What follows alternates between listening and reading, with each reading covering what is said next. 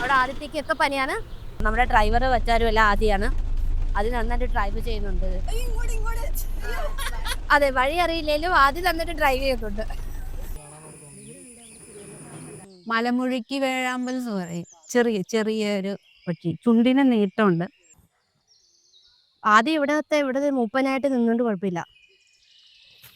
പക്ഷേ ഈ ഗുഹയ്ക്കകത്ത് ആദ്യം കയറാൻ പോയിട്ട് ആദ്യക്ക് കയറാൻ സാധിച്ചില്ല. ബിക്കോസ് അവിടെ തെന്നിക്കിടക്കുമായിരിക്കും അല്ലേ? അതുവരെ ഒരു ചേട്ടൻ ഇവിടെ ഉണ്ടായിരുന്നു. അപ്പൊ ആള് വന്നപ്പോ അതാ കാല് നീട്ടി പിടിക്കാൻ പറഞ്ഞത്. കാല് നീട്ടി പിടിക്കാൻ അവിടെ ഇരി മോനെ. ഇത് നരൻ സിനിമയിലെ മരാന്ന് കേട്ട. ഇവരിത് എങ്ങോട്ട് പോവാന്ന് അറിയത്തില്ല. സെയിം എഫക്ട് തന്നെയാണ് ഇവിടെ അല്ലേ? സായി ഒരു സെക്കൻഡ്. ഈ പോളോ ഇപ്പോ 5 o'clock 5 മോർണിംഗ് വരുന്നതായിരിക്കും നല്ലത്. വെയിലായി കഴിഞ്ഞാൽ നല്ല സൺലൈറ്റ് അടിക്കും. കുറേ വാട്ടർ സ്ട്രീംസ് ഒക്കെ ഉണ്ട്.